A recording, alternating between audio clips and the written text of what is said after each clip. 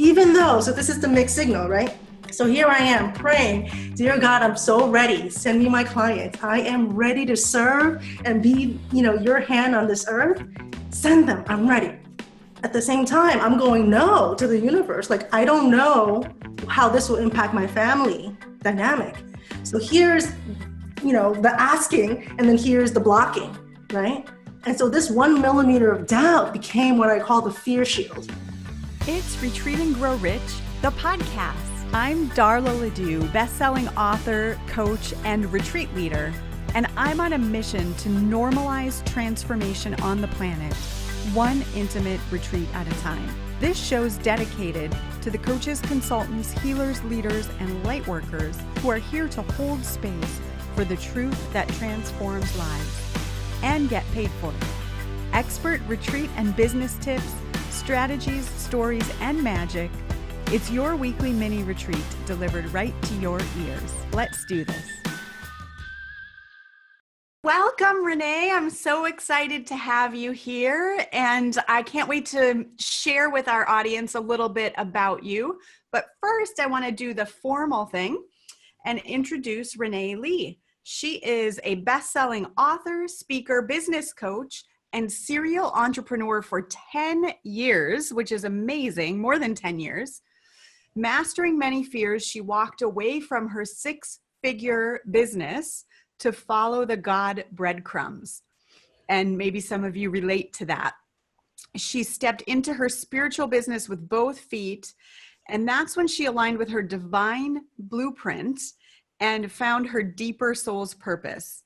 Her mission today is to align the new generation of spiritual teachers, healers, and coaches with their full potential and purpose so they can show up in the world as the powerful spiritual leader that they truly are. Renee's signature soul purpose success formula offers a holistic approach to business building, where the right energetic foundation is key to attracting higher income and having greater impact in the world. She guides her clients to get clear about their soul's core message, become confident selling higher priced services, and increase their visibility to attract soul clients. And Renee, I'm super excited because we're going to talk about soul clients today and really dive into what that means and, who people need to be to attract them. So I'm really excited about that. And I have some questions for you. But first, tell us a little bit about why, I know you followed the God breadcrumbs. Yeah. But why do you think this work is so important to you? Well, first, I want to say thank you so much for having me on this podcast. It's always fun to chat with you and talk about transformation with you. I know, and I got to be on Renee's podcast as well, which was so much fun. I was like, we need to do this again. Yeah, so thank you. Yes. Why is this work so important? This work is everything, right? I talk a lot about self-ascension and self-mastery and trying to get to that higher consciousness level, trying to really merge back with God consciousness, right? Your I am. And to get there, and a lot of my spiritual leaders in my tribe, we talk about 3D and 5D and those dimensional jumps. To do that work starts with the inner work. So it's really important to make that connection, right? This transformational work we do, what you do at your retreats, what I do with, my healing work, it's to get you to master your triggers, get you to master your emotions, get you to master your fears. And that mastery, that inner work completed, which is your mastery, is everything. This is your evolutionary process, which is your self-mastery. And in doing so, every step of the way, you're raising your vibration, right? And the more you do so, the more consistently you stay at that higher vibration, you're anchoring yourself more and more into a new higher dimension and higher consciousness. So for me, this work is everything. It's the whole reason we're here on this earth. The whole reason we're here. And so a lot of people don't know this, Renee. So I'm curious, how do you feel about that? Right? It's the whole reason we're here, and you're leading this group of spiritual teachers. And yet there's a lot of people that don't even know, the language that you're speaking. Tell me a little bit about how that feels. When I say it's the whole reason we're here, it's a very big picture, right? A lot of us tend to get stuck in the heaviness of 3D living, the heaviness of a 9 to 5 job, the heaviness of trying to pay our bills. And the big picture that I believe in is we came to this earth, we're all energy beings, right? Like that's the first and foremost important belief to share with everybody. I believe that we're all energy beings living in this energetic hologram. It's not real, right? Like the table and the microphone, none of this is solid. If you actually took a very special microscope and you looked at the walls and you looked at the table, you'll see it's all just atoms shifting and shifting and shifting, just like the atoms shifting in our body and the atoms shifting in this empty space in the room. So we're all energy. And this earth and everything that we've surrounded ourselves with in form is just energy. It's really formless.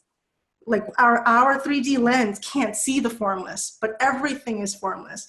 And so knowing that and understanding that, hey, we're here to play, right? Like we're here to see what it's like to live in duality.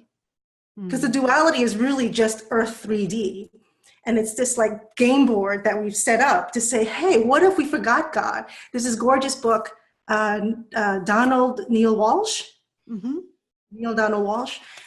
It's a children's parable, but he talks about it where we wanted to be here to know who we truly are. And to know who we truly are, we have to be that which we're not to really understand what we truly are. So we decided to come into this earth and play this game of duality. And the whole journey, the way to win the game is, hey, you forgot who you are, haha, now go find out who you really are. And that's the inner journey, right? To find out who we really are, all the power that we really have, the creator that we truly are. So that's the game we're here to play. And then we just get caught up and distracted by all the little tiny things that comes with this 3D living. Wow. So what I wrote on my paper, which you didn't say in order, but what I wrote down was heaviness is not real. Yeah. And that's the whole game, is to bring us to light, because the higher consciousness you go, the more you merge back with God. It's all light. Yeah. So for me personally, last year was a huge year of like releasing heaviness. And I have to keep reminding myself to release heaviness. So I'm curious, how do we do that? One of the things I heard you say is we forgot who we are. Haha, like it's a joke, right? Which I believe. And then living it is a whole different thing. So how do you handle that? It's this practice of pulling yourself back so you can observe the bigger picture. It's always harder when you're in the emotion, when you're in it and you're stuck in the middle. It's very hard to see the bigger picture. So the real trick is practice navigating from within whatever that situation is, from whatever that low energy is, shifting from the heavy energy to this larger, bigger picture, which will offer you space to step into lightness. Now, to do that, right, to start to master navigating from heavy and then snapping out of it to see, it's like this interim space where you can choose, right? Do I want to stay with the heaviness, or do I want to choose something new?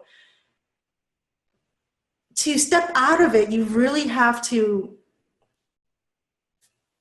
have this stillness, this level of stillness within you.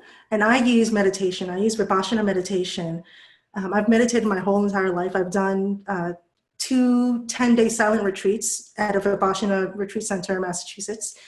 And all that practice really instilled this level of mastery in me to hit that pause button, right? So when you're in it and all of a sudden you're aware that, hey, I don't like how this feels, you get to hit that pause button. And that takes time and practice, but that's what's needed, that awareness and that choice. So what does that have to do with signaling your soul clients? And, right. And, before we even ask that, could you help distinguish, like, what is a wrong client and what is a soul client? And what's been your journey with that? So a soul client is someone who you have a sacred contract with, right? So before you came to this earth, you had this little plan, and it was like, hey, I want to have this kind of impact in the world. And these are the type of people that I can really support. So let's bring, it's this whole little puzzle that's put together where you're meant to serve certain people. And while you're walking the journey, you know that you've met a soul client when they come up to you and they say things like, I have no idea how I found you, but you came into my life just in time, right? Or, oh, what a coincidence. This was like the third time your name popped up, and then something happened and I realized I needed to come talk to you, or I needed a healing from you. Those synchronicities are signs of a soul client in your presence, right? A wrong client is very noticeable, right? So in my free challenge, I had this lady who is participating in the challenge, and she started saying, hey, I have this workshop that I'm offering for $10, right? She was starting out. So I have this workshop I'm offering for $10 at a crystal store. This woman called her up and started complaining the $10 was too much. And so my challenge participants spent 20 minutes on the phone trying to convince her it's actually worth more than $10. I'm only asking for $10. And so all that energy and time was wasted, right, on this wrong client who would never see the value, who could never, have the space to receive that value. And so the wrong client are people who you have to convince to work with you. They're people who just don't get it. They don't get your energy. They're not aligned with you. That would be a wrong client. And you're used specifically a price objection, which is interesting. So when you have a soul client, how does money play in versus a wrong client? What have you noticed about that? When it's a soul client, all they see, all they are clear about is the miracle you're going to offer them. They see how you're going to change their lives. There's this cellular reaction to your presence, right? They might have heard the same beautiful healing story a million times. They might have heard the universal laws from other spiritual teachers, but then when they hear from you, it clicks. And there's this real visceral reaction. They'll cry, even though they've heard that story before. And so they don't see price, right? So it's interesting when it's a soul client, they see right through the money, and they just see the breakthrough you have for them. Amazing. I love that, because I've had people tell me a lot that the way that I say something, suddenly it clicks, even though they know they've heard it before. So it's such a great example. I'm curious, I'm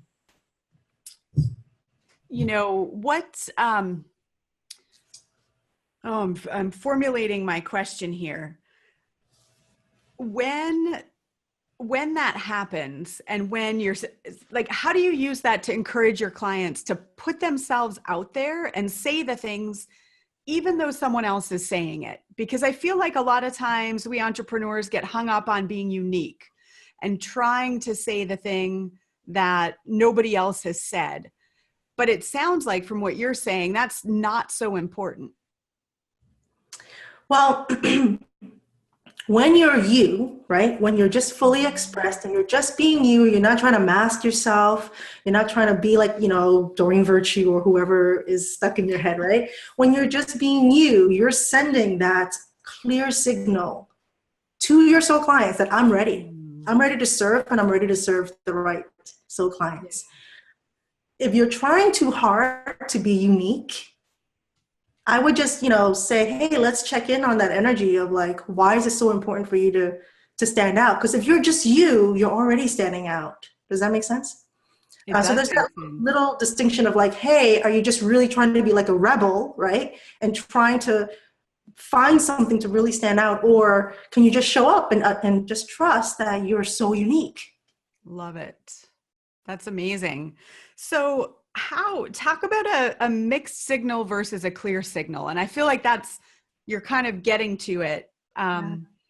What does that mean for you in the way you teach?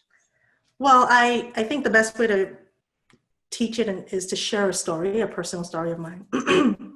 So back in 2015, when I started to offer high-level coaching, I had my first client, and it was a 3-month program. On the last call for that client, it was also the first day for client number 2 on that very same day. Then the last call for client number 2 was the very first day for client number 3's first call. And at that point, I stopped because I said, hey, something's going on here. And from the outset, a lot of people could say, well, hey, Renee, this just validates that you're meant to do this work, right?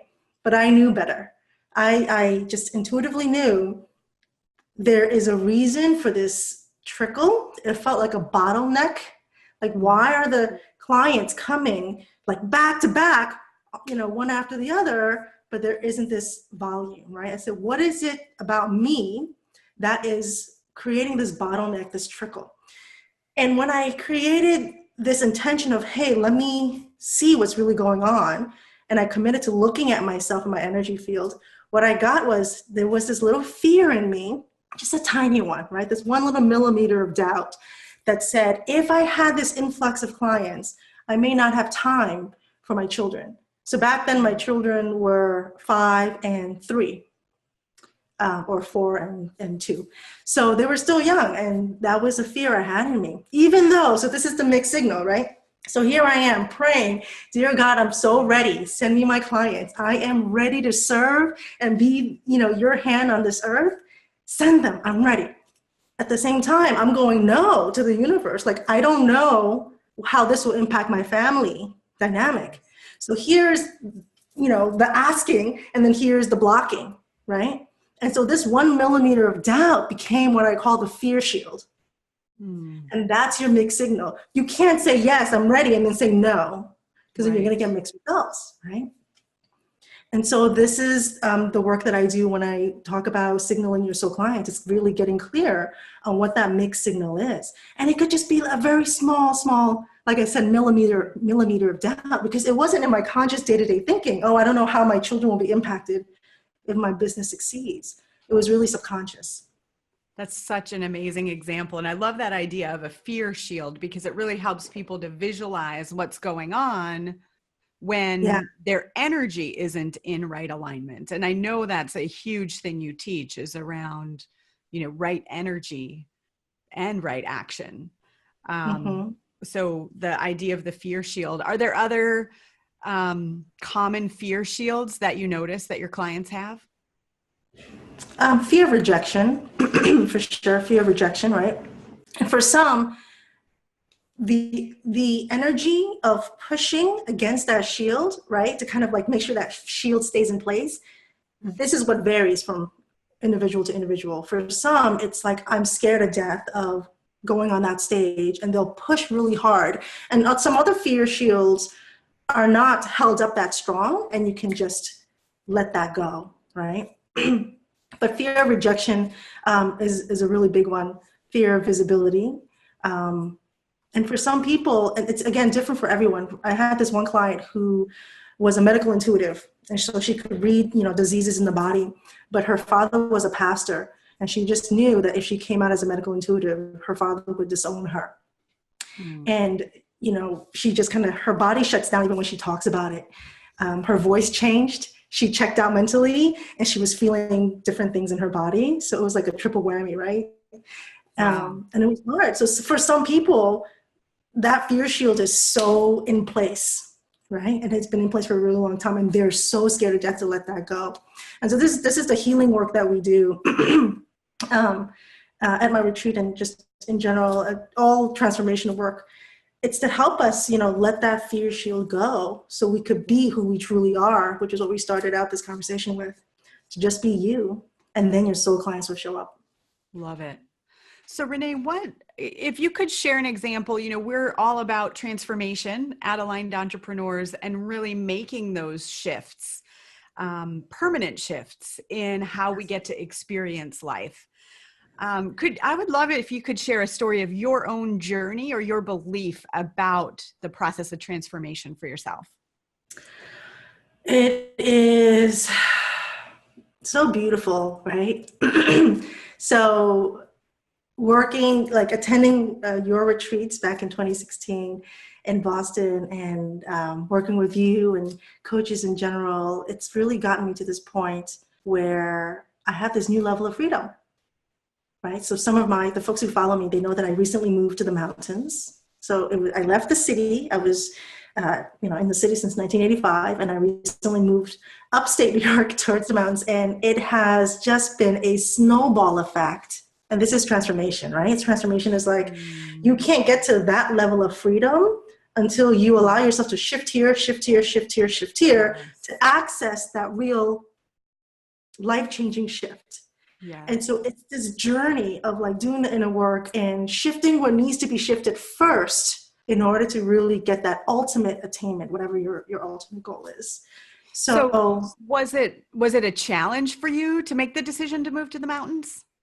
And it was a big challenge, you know, and it's always going to be a challenge, right? It's always going to be really uncomfortable to change how you're being. It's always going to be a challenge. For me, I had to really let go of the guilt around leaving my parents and also leaving my in-laws. To be far from family is like a cultural no-no. And so it was a big decision to say, hey, in the face of us looking like bad children, because my husband and I are both elders in our, you know, among our siblings, we had to say in the face of that judgment from our parents or whoever, and there was no judgment, but it was all in our head, right?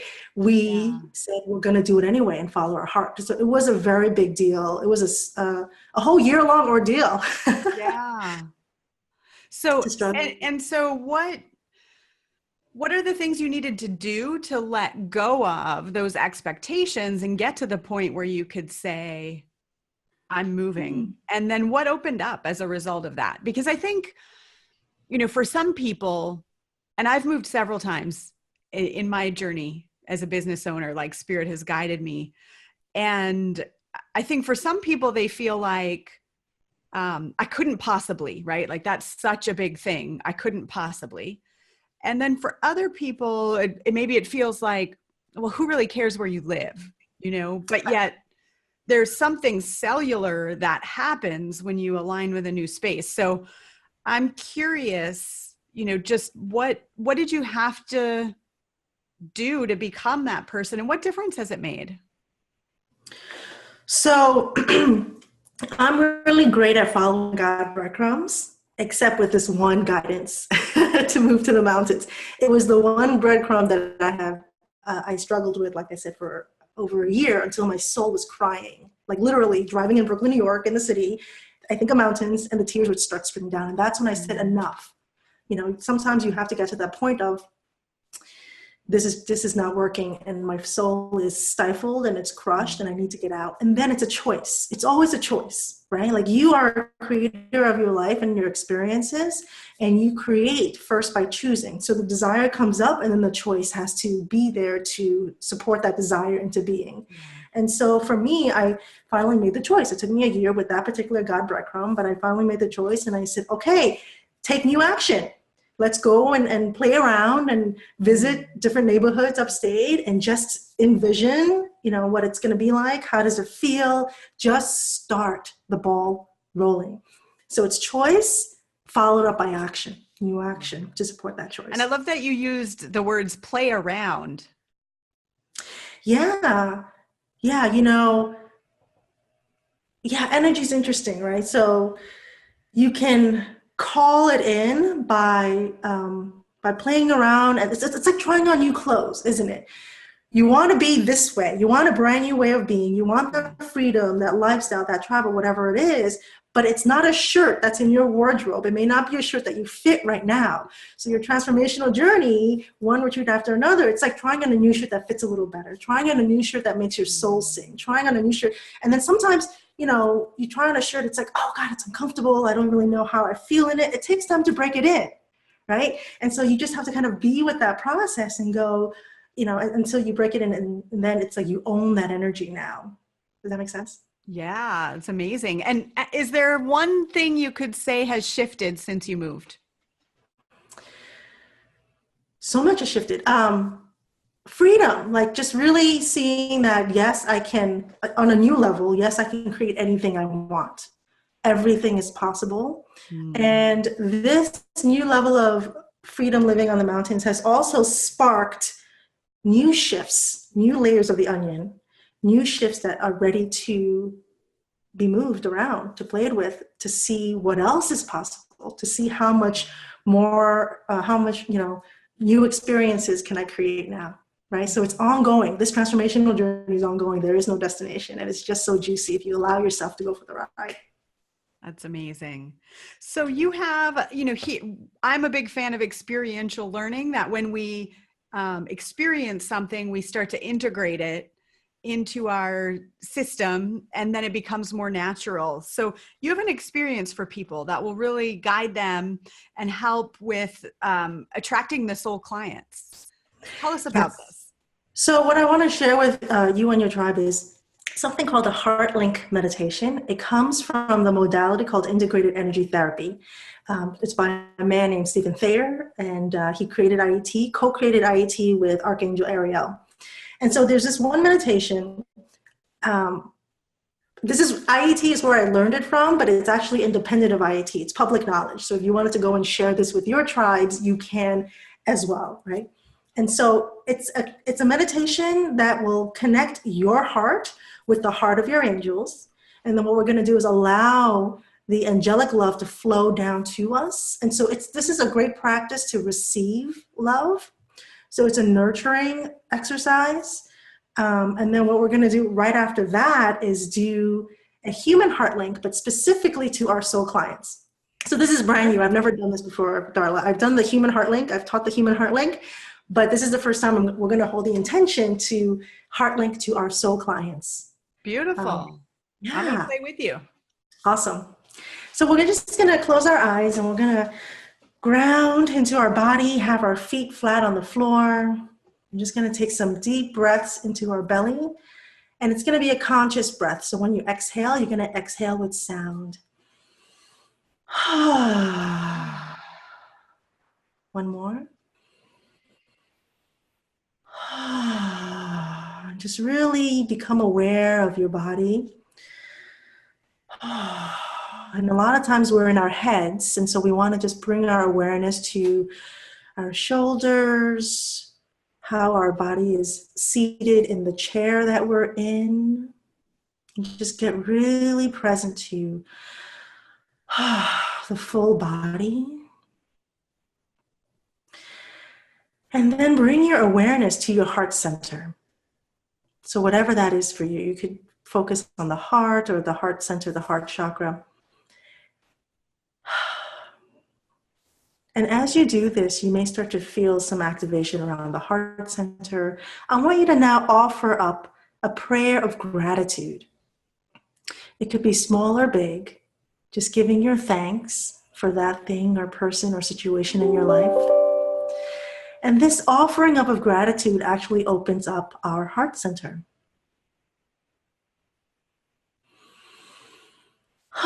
And now that your heart center is open, I'd like you to envision a beautiful pink column of light stemming from your heart center, rising up towards your throat. See this beautiful column of pink light rising past your throat chakra towards your crown chakra. And then allow this pink column of light to go beyond your crown chakra towards the ceiling in your room. Allow it to continue to grow higher beyond the rooftop. See this beautiful pink column of light continue up towards the sky, the clouds. See it go beyond the clouds into the Earth's atmosphere. And if you can, allow it to continue stemming from your heart, this beautiful pink column of light, going beyond the Earth's atmosphere into the cosmos. And there your angel is waiting for you. Go ahead and connect this heart link stemming from your heart. Connect it to the heart of your angel now, please. And it doesn't matter which angel. It doesn't matter if you know who the angel is. It's going to be the right angel. So let your heart link connect to the heart of your angel. start to send love up to your angel. So you're going to see this love, however you visualize it is fine. See this love stemming from your heart, moving through this heart link, all the way up to your angel's heart. And as you do this, know that your angel is sending down love right back to you through the same heart link. But the love that your angel sends down to you is actually tenfold the love that you have sent up. And I want you to take a deep breath and really receive this abundant love from your angel now.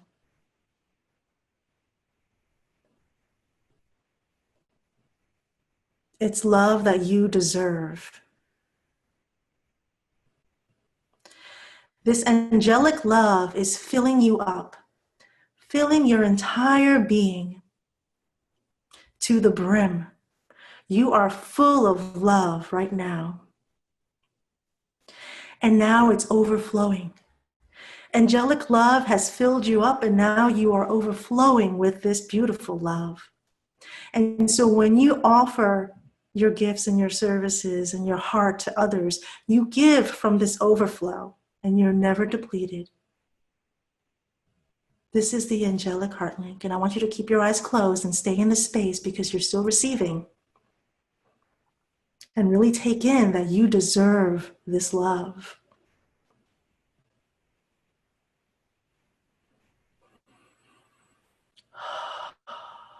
And keeping this heart link in place, and there's no need to do anything else, because once this is complete, it will kind of dissolve on its own, right? And so we will leave it in place. Now, I'd like you to shift your focus to connecting your heart to the hearts of your soul clients, those people that you're meant to serve here and now on this earth, the people that you're meant to make a difference for. Just kind of bring them to mind, and it could look like anything, right? I kind of see it as like individuals standing on top of the earth, on top of the round earth, that old image. And so what you're going to do now, similar to the angelic heart link, you're going to create another heart link. So keeping the angelic heart link in place, create another heart link. It's going to be pink as well, this pink column of light. And now it's going to stem from your heart and go out through your chest.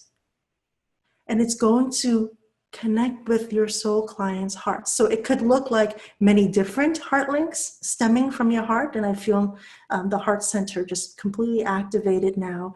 You can go ahead and send out these beautiful human heart links to reach the hearts of your soul clients.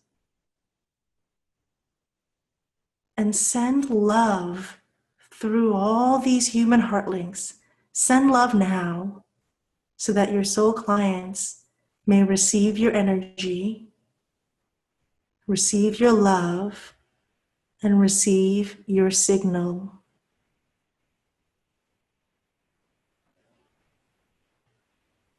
You are ready to serve them now. May they find you and your work. May you fulfill your soul's purpose on this earth now and see new levels of success beyond your wildest dreams. Take a deep breath in. And again, there is no need to dissolve any of these heart links. If a soul client needs a little extra love, that heart link may stay in place until their spirit guides find that it is sufficient, and then it will dissolve on its own. So there's nothing else for you to do. Love is love.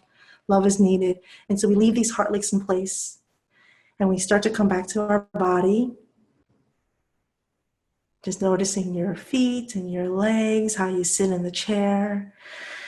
Wiggle your toes, wiggle your fingers, move your shoulders around, and when you're ready, you can open your eyes and come back into the room. Beautiful. I feel all filled up. Yeah, and it's an exercise in self-love, but it's also really great to connect, right, with your angel and connect with spirit. And I find that when you do these exercises to connect with spirit, you start to master the ability to hold space to self-reveal your blocks as well. Kind of like my story earlier where I said, hey, something's off. What's going on? I realized I had that milliliter of doubt.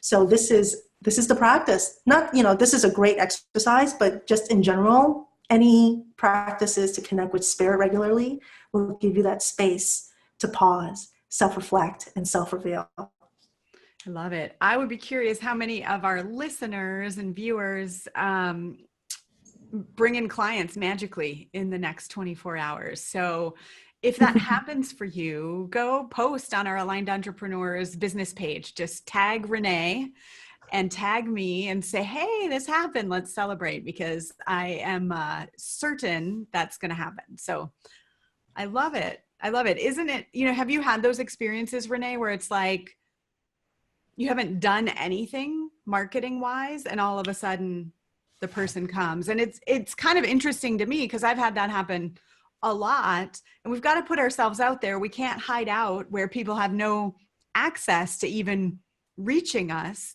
And yet a lot of times the person finds us in the most obscure way. Yes. You had that experience?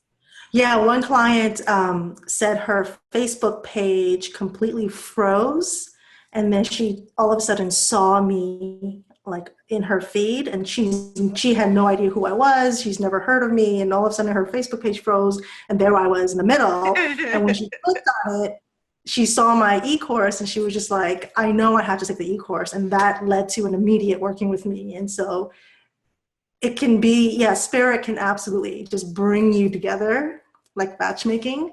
It can be that great easy. Story. Like, don't scroll past this. Right here it is. Yeah, if you're open to it, spirit can be, in your face with the God breadcrumbs for sure. That's awesome. I love it.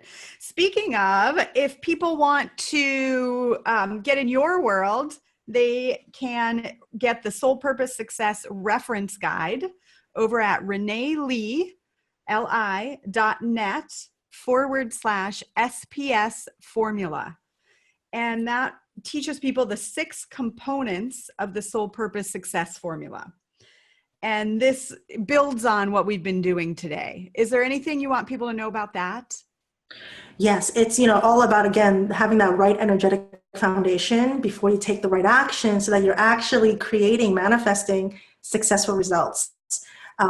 Energy's got to come first. And in the 6 components of the Soul Purpose Success formula, we get very, very specific on what aspects of your energy need to be mastered in order for you to be this amazing manifester of your success. So go grab that at our website. And then Renee will help you follow your breadcrumbs over in the world. That's awesome. Okay, so I'd like to end with a few rapid fire questions that I call Align with This. So let's see. So they're 2-part questions, okay? It's A or B, and you're going to tell us which one you prefer and possibly why, but you don't need an explanation. Okay. Fiction or nonfiction? Nonfiction. Save or invest? Invest. More fun. Beauty or function? Beauty. Nice. Convenience or challenge? Challenge. Otherwise it'd be boring. Dogs or cats? Cats. I'm a cat person. I know that. Comfy clothes while you work or dress for success? Both. I believe in both for different reasons. Yeah, depending on your energy, both is good. Bali or Italy? Bali. Stay home or travel? Travel for sure. We probably have a sense of that. If you pick Bali, your travel. One-on-one clients or groups? Both different. I love one-on-one clients though. Yes. I bet we know this one. Mountains or ocean? Mountains. Mountaintop. Not by the lakes. Mountaintop. Mountaintop, to be clear. Yeah. Awesome. if you were giving back, third world countries or in your own backyard? Third world countries. I'm curious why. Well, I come from Burma, and so there's a ton of stuff going on. There's a genocide going on there right now.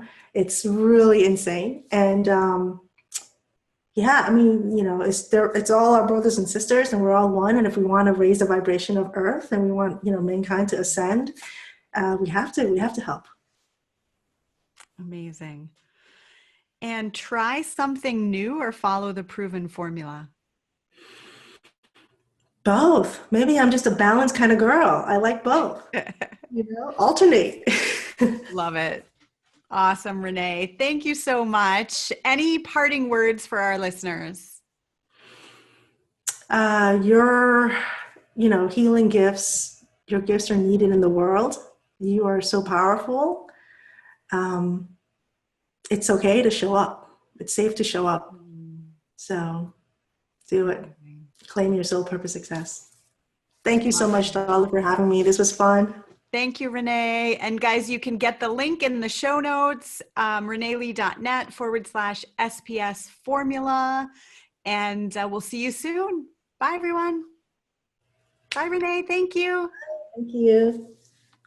I hope you enjoyed this episode of Retreat and Grow Rich, the podcast. If so, please share your experience and spread the word. Also, please subscribe over on iTunes and leave us a fabulous review. It makes a big difference in helping to get the word out. And you can join me in my mission to normalize transformation on the planet, one intimate retreat at a time. You can find show notes from this and all of our episodes over at alignedentrepreneurs.com/podcast. If you'd like to understand the inner workings of my retreat-based business model and build your confidence in your retreat dreams, you can grab my book, Retreat and Grow Rich, over on Amazon. It's the entrepreneur's guide to powerful, profitable retreats. If you're just beginning to explore incorporating small retreats into your business model, or you've been hosting retreats for years, but they're just not as lucrative as you'd like them to be, hop on over to retreatrevenueroadmap.com. Here you'll find a fabulous free gift. It's an extensive ebook that walks you through the 3 core types of retreats and how to use them in your business model to make great money and make a big impact. In each of these retreats, I'll let you know where to host them, what to include, where they fit in your business model, and the ever mysterious what do you charge. You can find that at retreatrevenueroadmap.com.